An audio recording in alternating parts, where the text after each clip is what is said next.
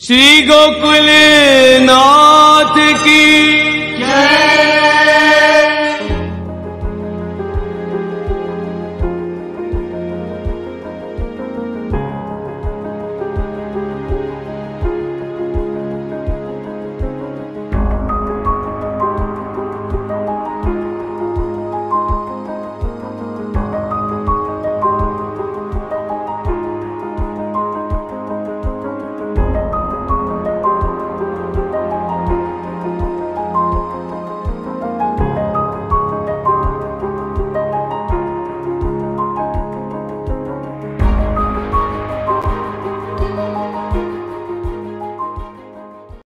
स्वीयत्वेन हितार्थम प्रभु कृत मानहानौ न पश्चात्तापः उचितः। ऐसी स्थिति में पश्चात्ताप नहीं करना चाहिए, परंतु भगवत इच्छा मान करके वियोग भी फल मध्यपाती है, ये करके और अपने स्वास्थ्य को, अपने अंतःकरण को स्वस्थ करने को प्रयास करना चाहिए। भावजनित मानोत्पत्ति योग्यता अपि तव प्रभु असाधारण संबंधे नैव जाता न तु ततः पूर्वमपि इति विचारय इति ज्ञापनार्थम उक्तम पूर्वम उत्तमः किं सदा स्थितः। और भावजनित मान उत्पत्ति की योग्यता, वो भी तो भगवान ने तेरो समर्पण कियो तो कुछ स्वीकार्यो, तब तो तेरे अंदर आई, नहीं तो भावजनित मान बाकी योग्यता अगर आती कैसे? अगर प्रभु दान नहीं करते, तेरे अंदर वो लायकात नहीं होती, तो तेरी ये स्थिति भी नहीं होती कि तू भगवत आज्ञा की उल्लंघन के बारे में तू कभी विचार भी कर सके। वो भाव तेरे अंदर योग्यता है, वो चीज स्वीकार्य है, वो प्रभु ने तो दान दियो है करके, तो तेरे अंदर वो भाव, वो प्रौढ़ी भाव आयो, नहीं तो वो प्रौढ़ी भाव आतो कैसे? क्योंकि तेरे अंदर वो सामर्थ्य भगवान ने पैदा करी, वो पैदा करी करके तेरे अंदर वो प्रौढ़ी भाव आयो, और प्रौढ़ी भाव भयो करके तेने भगवत आज्ञा को उल्लंघन कियो, नहीं तो होती कहां सु बात, कहां सु आती, ये घटित ही नहीं होती बात। सो भावजनित मानोत्पत्ति योग्यता अपि तव प्रभु असाधारण संबंधे नहीं जाता। तेरो जो प्रभु के साथ असाधारण संबंध है, ये कोई साधारण भक्त की, भगवान की कोई गाथा नहीं कही जा रही है।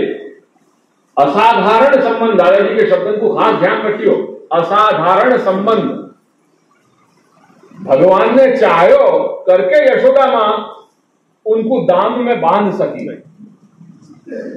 नहीं तो त्रिलोकी के नाथ को, मतलब कोई को भी सामर्थ्य क्या कि त्रिलोकी के नाथ को बांध सके। उनने वो मातृ सुख देने की चाही कि तू वो ममता को सुख ले सके, और मैं पुत्र होने को, मां की डांट को सुख प्राप्त कर सकूं करके, वो आनंद के लिए, वो लीला प्राप्त, वो अनुभूति करने के लिए उभय पक्ष में, तब तो ये घटित कराएंगे, तो क्या क्या सामर्थ्य हो सके। तो जब वो तुम्हारे अंदर जो भावजनित प्रौढ़ी है, वो प्रौढ़ी आई क्यों? क्योंकि तुमको वो योग्यता भगवान ने प्रदान करी है, वो समर्पण के द्वारा सिद्ध हुई, नहीं तो ये स्थिति नहीं आती। भावजनित मान उत्पत्ति योग्यता अपि तव प्रभु असाधारण संबंधे नैव जाता न तु ततः पूर्वम, वाक्य पूर्व में नहीं, इति विचारय, ये तो विचार कर, इति ज्ञापनार्थम उत्तम पूर्वम उत्तमः किं सदा स्थितः। क्या मैं जन्म्यो हो तो तब से मेरी यही प्रकार की स्थिति अभी नहीं, तू श्री प्रभु के शरण में आयो है, और तो श्री प्रभु ने चाहो है, तेरे ऊपर कृपा करनी है, तेरो वर्ण कियो है करके तू यह स्थिति में आयो। जैसे श्री यमुना जी वहां आज्ञा कर रहे हैं ना प्रथम श्लोक में, सकल सिद्धि हेतु मुदा, वो सकल सिद्धियां आई कहां से? श्री यमुना जी में भगवान ने प्रदान करी करके सकल सिद्धि उनमें आई, और वो सकल सिद्धि के कारण जो जो कार्य, वो सकल सिद्धि है उनके द्वारा अपन को कल्याण हो रहा है। जब अपन स्तुति कर रहे हैं श्री यमुना जी की, नमामि यमुनामहं सकल सिद्धि हेतु, तो वो सकल सिद्धि के हेतु वो सकल सिद्धि दी कौन है? कहां से आई? यमुना जी के पास स्वयं आती है, जब प्रकटे रहते तब उनके पास ये जन्मजात आती है सिद्धि नहीं।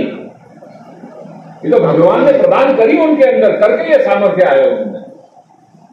एग्जैक्टली यही चीज है, पहले से लेकर के नहीं आए, पर अपन को समर्पण कियो, वो समर्पण भी भयो उनकी कृपा से, क्योंकि उनने अपन को चाहो कि मैं यहाँ एनम उद्धरिष्यामि।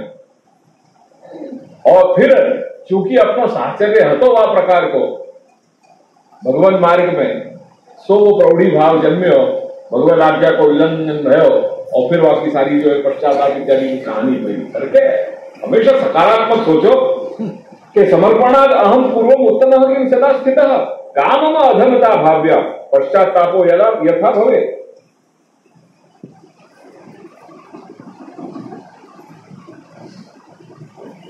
सदा असमर्पण दशायाम अपि उत्तमः पूर्वोक्त भाव योग्य किम अहम स्थितः। सदासु तात्पर्य कहो असमर्पण दशायाम अपि उत्तमः पूर्वोक्त भाव योग्य किम अहम स्थितः। समर्पण के पूर्व की दशा और समर्पण के बाद की दशा।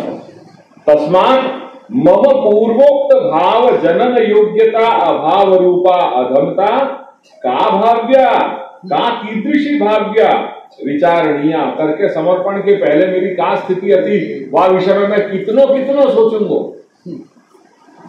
कीदृशी इति पदाद अधमतायाः निरअवधित्वम उत्तम। वो अधमता कैसी है?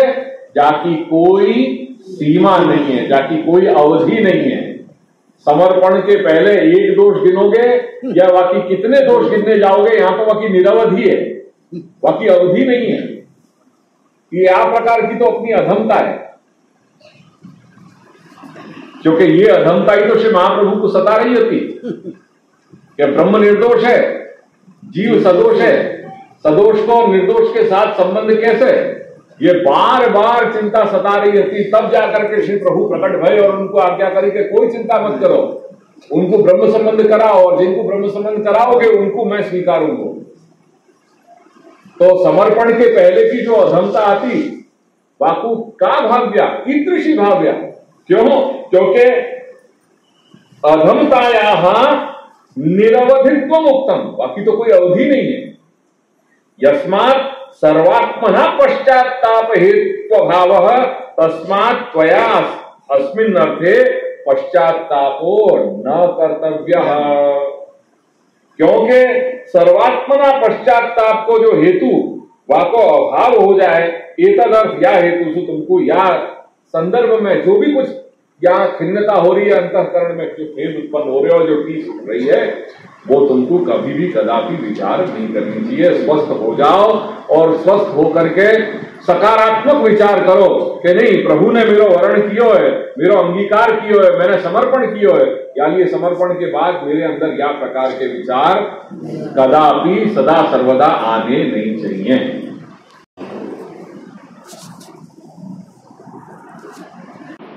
भक्तिवर्धनी में कैसे एक एक उपाय बताए हैं एक एक श्लोक में। बीज भावे दृढ़े तुस्यात् त्यागात् श्रवण कीर्तनात्, वो मुख्य कल्प है। वो यदि नहीं संभव है तो बीज दाढ़्य प्रकार वस्तु ग्रहे स्थित्वा स्वधर्मतः व्यावृत्तो भजे कृष्णम, ये दूसरा विकल्प बताया हुआ को। अगर ये भी संभव नहीं है तो तीसरा क्या है? व्यावृत्तो भी हरो चित्तम शरणादो निषेध सदा, ये तीसरा बताया।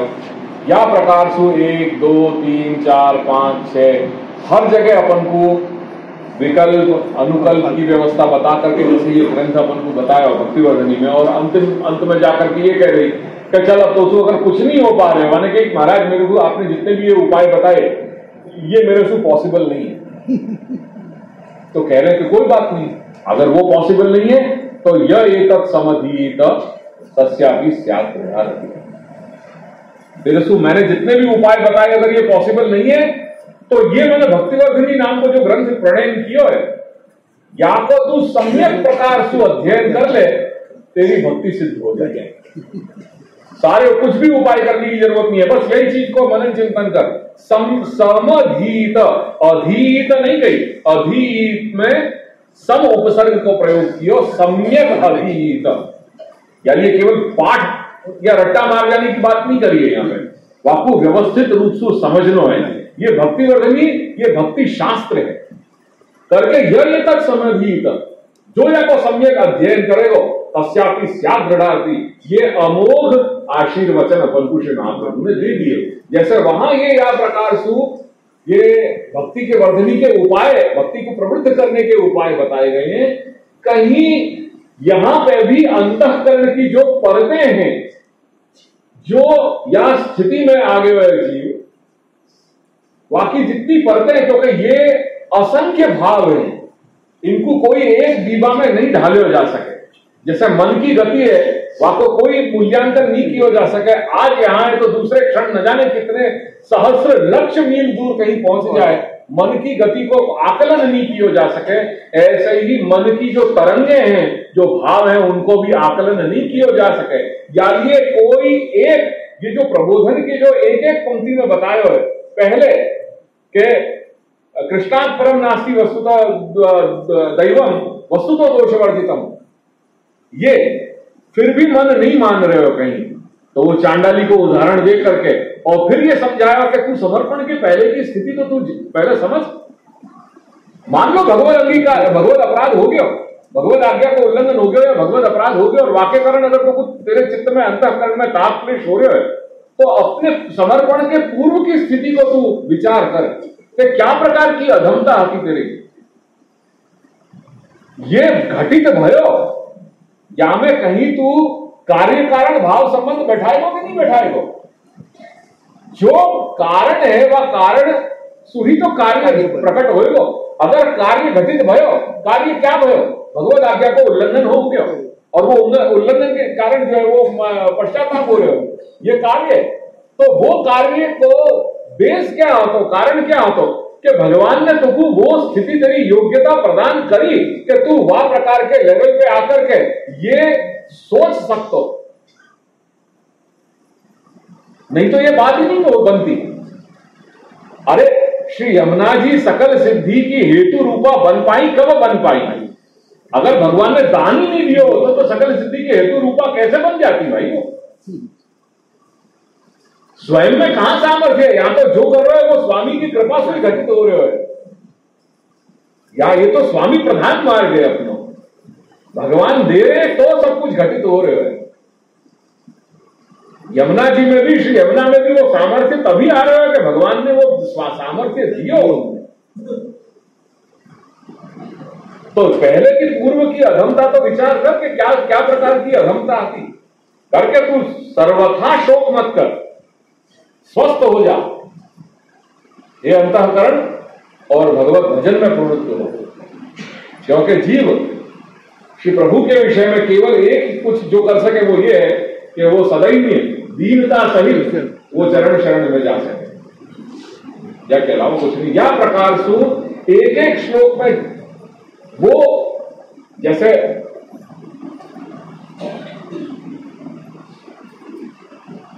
चमड़ी के 7 परतें बताई हैं, 6 या 7 परतें बताई हैं। तो जब कोई रोग बहुत अंदर तक चलो जाए ना, तो वाको जो निदान है वो भी वह प्रकार से करना पड़े अपन को, कि तब तक जब तक जितना डीप पेनिट्रेशन है वो चीज वहां तक असर करनी चाहिए, जो भी अपन दवाई वगैरह लगा रहे हैं। ये जो खिन्नता या पश्चाताप है, ये इतना डीप रूटेड हो गया है, कारण वाको 1, 2, 3, 4 ये जो श्लोक जो आएंगी, ये परतन में वाकई परतें दिखाई देंगी। जो मन में जो पश्चाताप हो रहे हो, वो पश्चाताप की सारी परतें अपन को दिखाई देंगी, और वहां में कहां कहां क्या क्या प्रकार से प्रबोधन करना है, वो भी सब प्रकार यहाँ श्री महाप्रभु अपन को बता रहे हैं प्रत्येक श्लोक में। ये पहले श्लोक में आया, फिर भी अब मन नहीं मान रहे अभी, अब आगे और बताएंगे कि फिर भी कुछ ना कुछ है, तो फिर वो दूसरा वाकू बताएंगे कि तू ये विचार करके अपने आप को स्वस्थ करे। फिर वो प्रयास कर रहे हो जी, फिर भी कह रहे हो कि वो आमूल चूड़ कहीं ना कहीं मेरे मन में ये संशय तो है, ये खटक रहा है मेरे को। तो ऐसे करके हर बार हर श्लोक में ये चीज बताई जा रही है, और हर श्लोक में श्री महाप्रभु अपने अंतःकरण को संबोधन करके वो प्रबुद्ध करने को प्रयास कर रहे हैं। ये पूरा प्रकार से आगे गति चले। फल विलंब होने के कारण यदि अंतःकरण में क्लेश हो तो होए, वो नहीं करना, ये बात द्वितीय श्लोक में समझा देनी। चांडाली चेदराज पत्नी जातराज्ञ चमानिता इत्यादि कह करके मूलतः क्षत्रिका भवे। तथापि प्रौढ़ी भाव के कारण जो अभिमान आ गया जीव के अंदर, और अभिमान की निवृत्ति के बाद जो पश्चाताप हो रहा है, वो पश्चाताप को निवारण करने के लिए श्री महाप्रभु कह रहे हैं कि समर्पण के पूर्व की क्या स्थिति हती, वाको तू चिंतन कर, क्या प्रकार की अधमता हती, और भगवत चरणारविंद में आने के बाद क्या स्थिति हो गई, ये यदि तू चिंतन करेगो तो जो पश्चाताप है वह पश्चाताप में से जल्दी बाहर निकल आएगा। करके यो सोच के समर्पणाद हम पूर्वम उत्तमः किम सदा स्थितः, और कामम अधमता जाके कारण पश्चाताप कर रहे हो। विवेक धैर्य आश्रय में वो जो तक्रवत को जो उदाहरण है कि नहीं, वहां में वो यही तो समझा रहे हैं कि इतनो मेरे जीवन में सब कुछ हो गए हो, अब वाके बाद एक छाछ अगर धुल भी गई या फैल गई तो वाकू में कारो ऐसो सो कामम अधमता भाव्या पश्चातापो या तो भवे। इतना होने पे भी पश्चाताप को त्याग करना उचित है। जैसे वहां फल विलंब की जो चिंता हो रही है वह को त्यागना उचित है, ऐसे ही यहां पश्चाताप को हेतु जो है वह को त्यागना उचित है। करके श्री दादाजी आज्ञा कर रहे हैं कि यद्यपि पश्चाताप हेतु भावात पश्चाताप त्याग उचित, पश्चाताप नहीं करना चाहिए, यही उचित है। तथापि फले बहु काल विलंबश्चेत, अपनी स्थिति आजकल ऐसी हो गई है कि बहुत ज्यादा दीर्घकालीन अगर कोई योजना हो है तो वहां में अपन की धीरज रह नहीं है। यदि अपन सब चाहें कि जितनी जल्दी अपन को रिजल्ट सामने आ जाए, ये अपने प्रयास बनते रहे, करके दीर्घकालीन समायोजना में अपन को विश्वास रहो नहीं है, धीरज छूट जाए तो कदाच फल में बहुकाल विलंब होने की संभावना हो सके कि बहुकाल काफी लंबो समय लग जाए फल प्राप्त होने में, भगवत प्राप्ति होने में, भगवत संकेत अपने को होने में। तो ऐसी स्थिति में क्या करना चाहिए? ऐसो यदि अंतःकरण में बार बार चिंतन होते हुए, बार बार यह प्रकार के विचार आते हुए, तो वाकु सांत्वना देते हुए बोध कर रहे हैं कि सत्य संकल्प तो विष्णुर न अन्यथा तू करिष्यति, अन्यथा न करिष्यति। और वो तू यहां अव्यय को प्रयोग किया है, वो तू को भी यहां बताएंगे कि कोई भी अन्यथा भाव संबंधी जो शंकाएं हैं वो शंका नहीं रखनी चाहिए। या हेतु सु या कारण सु, ये भाव को बताने के लिए श्री महाप्रभु ने यहां तू अव्यय को प्रयोग किया है। संस्कृत भाषा में ये जो अव्यय हैं, ये अव्यय एक एक दो दो अक्षर के ऐसे अव्यय हुए कि जो कुछ विशेष अर्थ बताते हो। साहित्य शास्त्र में भाषा विज्ञान की दृष्टि से कई जगह अव्यय को प्रयोग पाद पूर्ति के लिए भी हो है कि श्लोक में अगर कहीं कोई अक्षर जो है कम आ रहे हैं तो वह श्लोक की जो छंद शास्त्र के नियम है, वो छंद शास्त्र के नियम को सेट करने के लिए कभी कभी इन अव्ययन को प्रयोग किया जाए। पर श्री महाप्रभु ने कहीं पे भी इन अव्ययन को या कारण से उपयोग या प्रयोग नहीं किया है। स्वयं वाक्पति हैं, उनको क्या आवश्यकता है कि छंद शास्त्र के नियम के अनुसार श्लोक की पूर्ति करने के लिए अगर कोई अक्षर में कमोवेशी हो रही है तो वाको एडजस्ट करने के लिए अव्यय को प्रयोग करें। महाप्रभु को कोई ऐसी अनिवार्यता नहीं है। करके जहां जहां ये अव्यय के प्रयोग हो रहे हैं, अव्यय जाको अव्यय नहीं हो, यानी जाको जा शब्द को विपरिणाम नहीं होवे वाको अव्यय के। कोई भी लिंग में, कोई भी वचन में, कोई भी काल में जो शब्द एज इट इज रह रहे हो, जहां में कहीं भी कोई प्रकार को विपरिणाम, कोई बदल नहीं रहे हो, वहां में कहीं विकार नहीं आ रहे हो, ऐसे जो शब्द हैं उन शब्दन की कैटेगरी को भाषा विज्ञान ने अव्यय कह दिया। अव्यय जब अव्यय नहीं हो, जो कोई भी स्थिति में कैसा भी प्रयोग कर रहे हो, चाहे वो स्त्रीलिंग है, पुल्लिंग है, नपुंसकलिंग प्रयोग है, या फिर भूतकाल है, वर्तमान काल है, भविष्य काल के प्रयोग हो में, या एक वचन, द्विवचन, बहुवचन के प्रयोग हो में, पर जैसे अन्य शब्दन में लिंग, काल और वचन के आधार पर विपरिणाम हो तो हुए, वहां में बदलाव आ तो हुए, ऐसो अव्यय में नहीं हो। अव्यय जैसे हैं ऐसे ही हैं। तू, एवं, इति, ही, ऐसे ये सब अव्यय प्रयोग है और ये सब श्री महाप्रभु कहीं ना कहीं विशेष अर्थ से सूचित कर रहे हैं, उनको प्रयोग कर रहे हैं। जैसे बीजदाड्य प्रकारस्तु ग्रहे स्थित्वा स्वधर्मतः, तो यहां जो तू शब्द को है वो अन्य योग व्यावर्तक है, यानी जहां भगवत भजन को, भगवत सेवा को, अपनी साधना प्रणाली को जहां प्रश्न आ रहे हो कि वो साधना प्रणाली, पुष्टि मार्गीय साधना प्रणाली कहां संभव हो सके, स्थल कौन सा होना चाहिए, वो देवालय होना चाहिए, मंदिर होना चाहिए, क्या होना चाहिए, तो वहां कह रहे हैं कि ग्रह स्थिति अभावे न संभवती, वो घर में ही संभव है। पुष्टि मार्गीय जो साधना प्रणाली है, तो बीज दाड्य प्रकारस्तु, वो जो तू है वो ये बता रहे हो कि बीज भाव की दृढ़ता तो जब घर में रह करके हम सेवा करेंगे तभी संभव है, अन्यथा संभव नहीं है। तो तू शब्द जो को, तू अव्यय को जो यहां प्रयोग किया है या संदर्भ में, वो अन्य योग को व्यवच्छेद कर रहे हो, यानी घर के अलावा और कोई स्थल पे भगवत पुष्टि मार्गीय भगवत भजन नहीं हो सके। और या हेतु सुई, जितने भी अपने यहां सार्वजनिक जो मंदिरें हो गए, ये सब मूल में गलत हो गए। पुष्टि मार्ग में मंदिरन को कोई स्थान नहीं है। कब, कैसे, कहां, क्या प्रकार से ये हो गए, वो हो गए सो हो गए। अब वाको अपन यहां पे, अब सच्ची बात तो ये है कि वाको अपन पैचअप कर रहे हैं। यहां मूल में तो मंदिरें होने ही नहीं चाहिए, और शायद अपने घर की, मैं और दूसरे घरन की बात ही नहीं करूं, अपने घर की जो गोकुलनाथ जी के मंदिरन की जहां तक बात है, जो तकलीफ अपन को सता रही है कि भाई अपने गोकुलनाथ जी मंदिर के जो जितने भी जो मंदिर हैं, या गोकुलनाथ जी को जो सृष्टि है, जो आबाल वृद्ध इन मंदिरन में जा रहे हो, उनको कहीं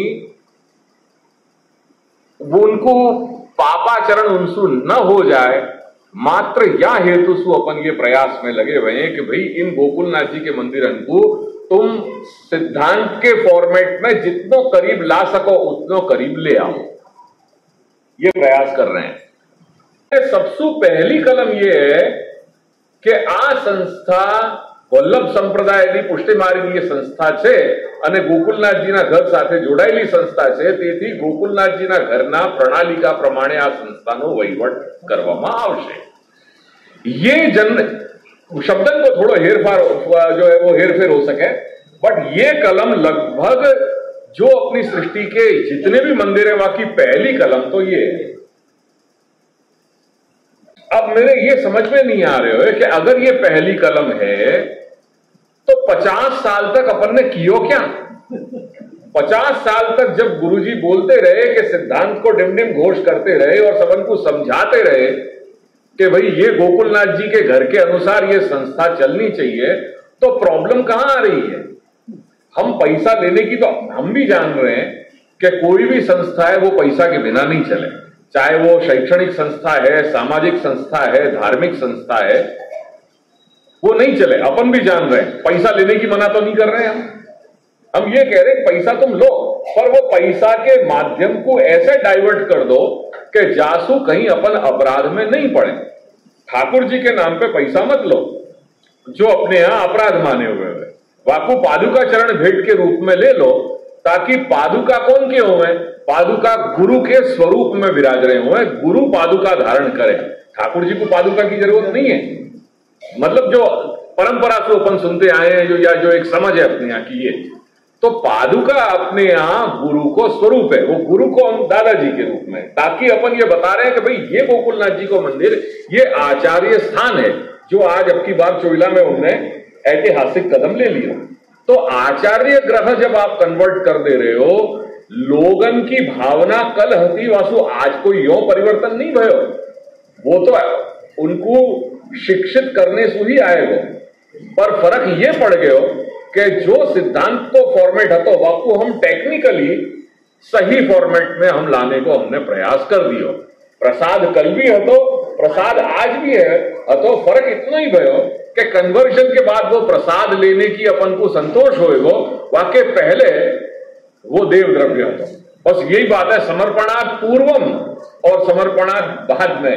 वो जैसे यहां कह रहे हो कि काम मो अधमता, वो पहले देव द्रव्य हतो जो शुद्ध जो खाते जो अपन को बाधक होतो, वो ये करने के बाद अपन संतोष मान सके कि ये अब दादाजी के हेतु से हमने दियो, या ये दादाजी को आचार्य द्वार है, या में हम दादाजी के लिए जा रहे हैं और करके उनकी कृपा रूप से हम उनके कृपा प्रसाद को हम ले रहे हैं, जो हमारे अंतःकरण को और देह को हमारा पवित्र करेगा।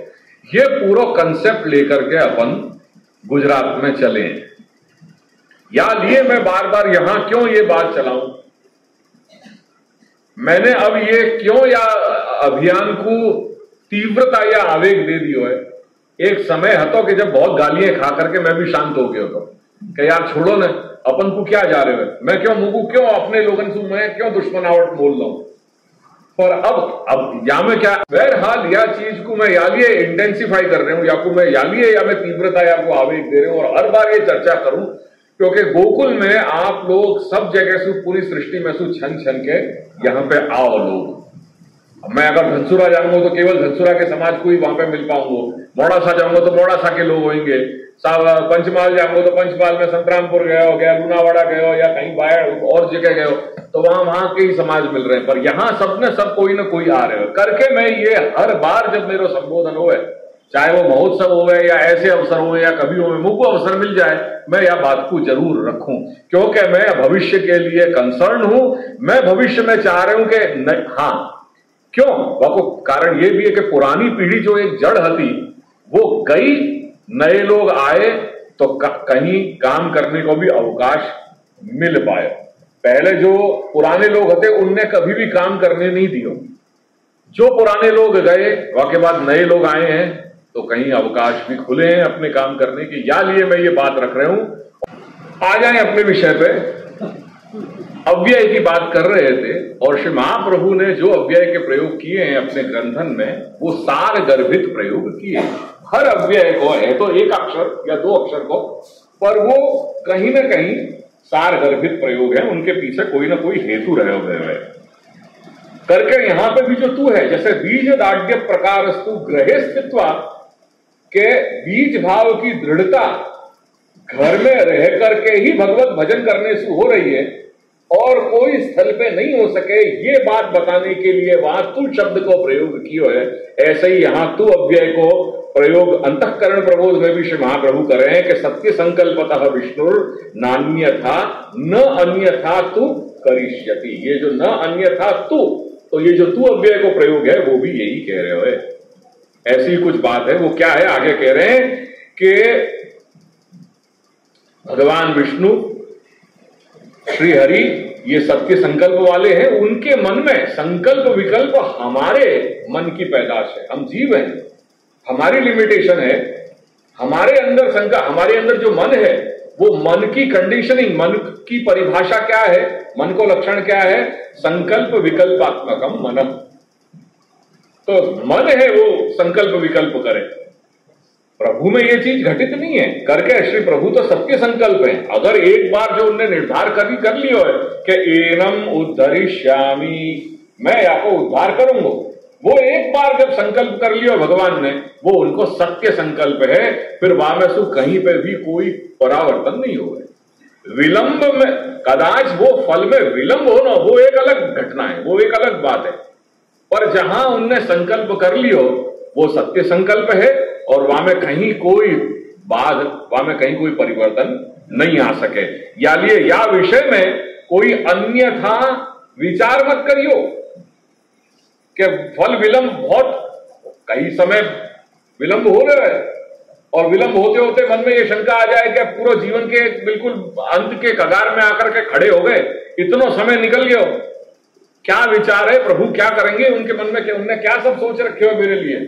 ऐसो कदापि विचार मत करियो, क्योंकि प्रभु अन्यथा न करिष्यति सत्य संकल्पतः, सत्य संकल्प कारणतः हेतुतः। सत्य नाम यथार्थ, सत्य को है यथार्थ, यथार्थ संकल्प, संकल्प नाम मनोविचार। तो श्री प्रभु ने अपने मन में जो विचारे हुए वो यथार्थ है, वो सत्य है, ऐसे भगवान विष्णु हैं और करके वो बाह्याभ्यांतर रस व्याप्त हैं।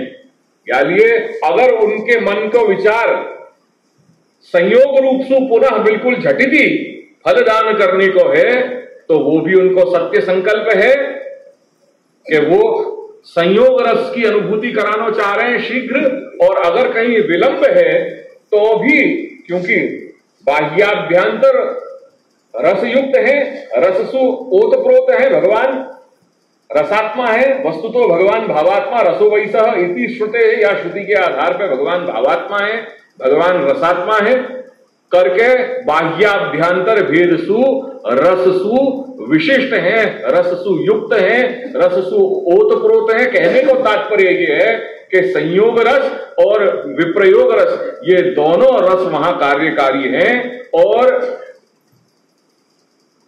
ये दोनों रस की अनुभूति वो जीव को कराना चाह रहे हैं। अगर शीघ्र फल देना चाह रहे हैं तो वहां संयोग कार्यकारी करेंगे, और अगर कहीं विलंब होएगा तो वहां उतने समय तक विप्रयोग कार्यकारी हो रहे हैं, पर अंततोगत्वा वो रस तो है ही है, क्योंकि रस की गति जो है चक्रवत चले, विप्रयोग संयोग संयोग विप्रयोग विप्रयोग संयोग, ये चलते ही रहे। जैसे अपन माला अपन फेरें तो स्मरणिका में सुमेरु को कभी उल्लंघन नहीं करें, तो जैसे अपन आकर के सुमेरु पे आ गए फिर अपन पलटा करके बैक जा रहे हैं, वाकू क्रॉस नहीं करें, यो चलते रहे, ऐसे संयोग विप्रयोग विप्रयोग और संयोग की गति भी या प्रकार से चलती रहे, क्योंकि भगवान दादाजी आज्ञा कर रहे हैं कि विष्णु बाह्याभ्यांतर भेदेन रस व्याप्तः अन्यथा फलदाने विलंबम न करिष्यति, क्योंकि वो बाह्याभ्यांतर भेदेन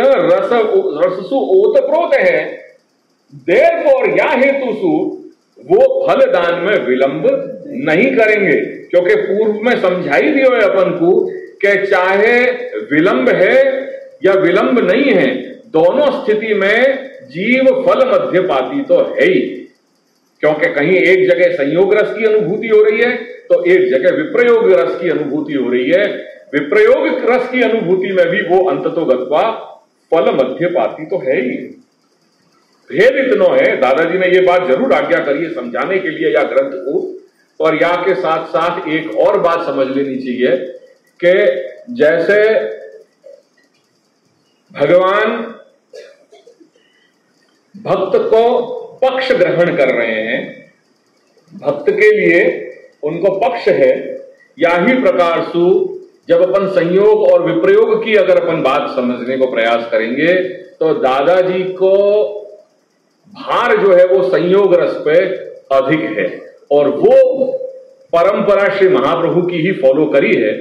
श्री महाप्रभु दादाजी के बाद दादाजी के ही शिष्य श्री हरिराय चरण, उनके जब अपन ग्रंथन को जब अपन अध्ययन करें तो वहां कहीं कहीं अपन को विप्रयोग रस पे उनको झलक अपन को ज्यादा विशेष दिखाई दे रही है। हालांकि विद्या परंपरा एक ही है, तथापि विद्या परंपरा एक होने के बावजूद जो व्यक्ति विशेष को जो स्वभाव है वो भी कहीं ना कहीं काम करे। विद्या परंपरा होने के बावजूद भी अपनी जीव की स्वतंत्र अभिव्यक्ति है, वो अभिव्यक्ति को स्वातंत्र्य अपन को प्रभु ने दियो ही भयो है। जैसे भक्ति है, श्री गोसाई बाबा आज्ञा करें कि भक्ति को तो एक ही स्वरूप है, और भक्ति जा माध्यम से अभिव्यक्त हो जाए वाको कलेवर वो धारण कर ले। जैसे कोई कर्म प्रधान व्यक्ति है तो कर्मांग भूत वो भक्ति बन जाएगी। कोई ज्ञान प्रधान वैराग्य वृत्ति वाला व्यक्ति है, साधक है, तो वाक्य द्वारा जब भक्ति अभिव्यक्त हो रही है वो ज्ञानांग भूत भक्ति बन जाएगी। कोई तंत्र में या कर्म कांड में विशेष रुचि धराने वाला व्यक्ति है तो वाक्य माध्यम से जो भक्ति प्रस्फुटित हो रही है या अभिव्यक्त हो रही है वो कर्मांग भूत या तंत्रात्मिका भक्ति बन जाएगी। ऐसे भक्ति अंश में 6 भक्ति के शेड्स अपन को बताए हैं कि कर्म प्रधानात्मिका भक्ति, ज्ञान प्रधानात्मिका भक्ति, तंत्र प्रधानात्मिका भक्ति, सांप्रदायिकी भक्ति, मर्यादा की भक्ति और सर्वोत्तम शुद्ध पुष्टि भक्ति। या प्रकार के 6 शेड्स भक्ति के बताए हैं। वो भक्ति हंस जब पढ़ोगे तो वहां में ये चीज बहुत स्पष्ट रूप से बताइए। कहने का तात्पर्य ये है कि भक्ति जहां माध्यम से प्रस्फुटित हो रही है, अभिव्यक्त हो रही है, वहां को कलेवर धारण कर ले रहे हैं। हरिराय चरण, चूंकि विद्या परंपरा तो दादाजी की ही रही है, तथापि हरिराय चरण को जो एक व्यक्तिगत उनको जो स्वभाव अधिकार है वो एक पक्ष पर विशेष भार देने वालों है। यानी जब अपन उनके ग्रंथन को अपन अवलोकन करें तो वहां में स्पष्ट रूप से धर्मी विप्रयोग इत्यादि जो बातें हैं जो आजकल बहुत बिना सोचे समझे लोग या तो प्रयोग कर रहे हैं कि विप्रयोगमेव परम फलम, अने विप्रयोग ने तो धर्मी स्वरूप मान्यू छे ने आम छे ने तेम छे। अरे भाई बापू, समझने को प्रयास करो। हरिराय चरण पे कहने को तात्पर्य क्या है, वाके पीछे भी कुछ विचार हैं। वो समझने के द्वारा ही, के वो समझने के बाद ही इन शब्दों को अपन को प्रयोग करना चाहिए। पर जैसे मैंने बात बताई कि हम संयोग रस के पक्षपाती रहे हुए हैं। ये खाली ये बात आई, यानी ये मुझे लगा वो प्रसंगोपात, ये इतनी बात भी संकेत के रूप में कह दो। अस्मिन् अर्थे अन्यथा भाव शंका निराकरणार्थम तु शब्दः, या ये जो अर्थ किया है कि सत्य संकल्पतः विष्णु अन्यथा तु न करिष्यति, तो या में कोई प्रकार की शंका मत रखियो। ये बिल्कुल चट्टान की तरह ये बात लिख दी है, कह दी नहीं है। वो भाव बताने के लिए यहां तू अव्यय को प्रयोग कियो है कि या में कोई शंका के स्थान नहीं है।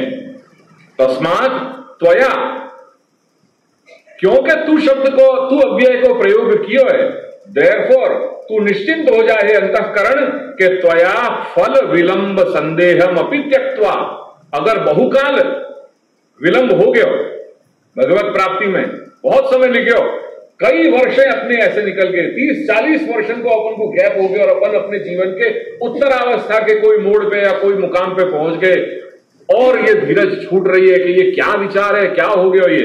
अगर ऐसा है तो भी कह रहे हैं कि फल विलंब संदेहम, वा स्थिति में भी संदेह रखियो मत, लेश मात्र भी संदेह मत रखियो, या संदेह को त्याग कर, क्योंकि श्री महाप्रभु ने यहां तू शब्द से अपने अंतःकरण को संबोधित किया है कि न अन्यथा तू करिष्यति, अन्यथा न करिष्यति, और यहां तू शब्द को प्रयोग कर दियो। वहां में सार गर्भित बात ये कह दी कि ये अन्यथा कभी नहीं करेंगे, या विषय में बिल्कुल निश्चिंत हो जा, शंका को कोई स्थान नहीं है करके फल विलंब संदेहम अपि त्यक्त्वा, फल विलंब संबंधी जो संदेह तेरे मन में हो रहे हो, संशय हो रहे हो, ये अंतःकरण वाकु त्याग दे और प्रभु की आज्ञा जो हुई है वह हिसाब से ही तू सतत अपनो कार्य कर। न तो बहु भाव प्रौढ़्या कदाचित अपि अन्यथा भाव कार्य, प्रौढ़ी भाव वशात कभी भी भगवत इच्छासु अन्यथा भाव अपने चित्त में मत लइयो। अपनो तो एक ही धर्म है, एक ही कर्म है, श्री प्रभु की आज्ञा को पालन करना। क्यों? क्योंकि अगर तुम अन्यथा विचार करोगे, अगर तुम अन्यथा विचार करोगे हे अंतःकरण, तो क्या संभावना है कि अकरणे बाधकम आहु, बाध संभावना हो जाएगी। या विषय में कभी भी संदेह मत रखियो। फल विलंब भले हो जाए पर फल विलंब की चिंता मत करियो, क्योंकि ये भगवान सत्य संकल्प है, वो कभी भी तेरी अन्यथा विचार तेरे लिए नहीं करेंगे। उनने जो कुछ भी मन में विचारे हो वो तो घटित होकर के ही रहेगा। यानी अन्यथा विचार मत करियो और प्रभु आज्ञा जो है वही को पालन करियो, क्योंकि अगर तू यह प्रकार से नहीं रखेगो, अगर तेरे मन में तेरे अन्यथा कहीं विचार आ गए हो तो तेरे सारे आगे की जो तेरा मार्ग है वो गति तेरी अवरुद्ध हो जाएगी। अकरणे बाधकम, बार बार स्पीड ब्रेकर आएंगे और कहीं आकर के एक जगह आकर के रास्ता ही ब्लॉक हो जाएगा। यानी ऐसा कदापि मत करियो। आज्ञा एवं स्वामी द्रोह अन्यथा भवे। क्यों? क्योंकि अगर अन्यथा विचार कर लियो कि ये तो झूठे वादा हैं, पूरी जीवन यही प्रकार से निकल लियो, अगर यह प्रकार से विचार अगर आ गए तो वो स्वामी द्रोह हो जाएगा। वो स्वामी द्रोह हमको नहीं करना है, वो हमारे मालिक हैं। उनने व्रत ये ले रखे हो कि नमे भक्त प्रणश्यति, चाहे जीवन में कितना भी समय क्यों ना निकल जाए, और कहीं ना कहीं गति अपनी उनके चरणारविंद में होगी और निश्चित होगी।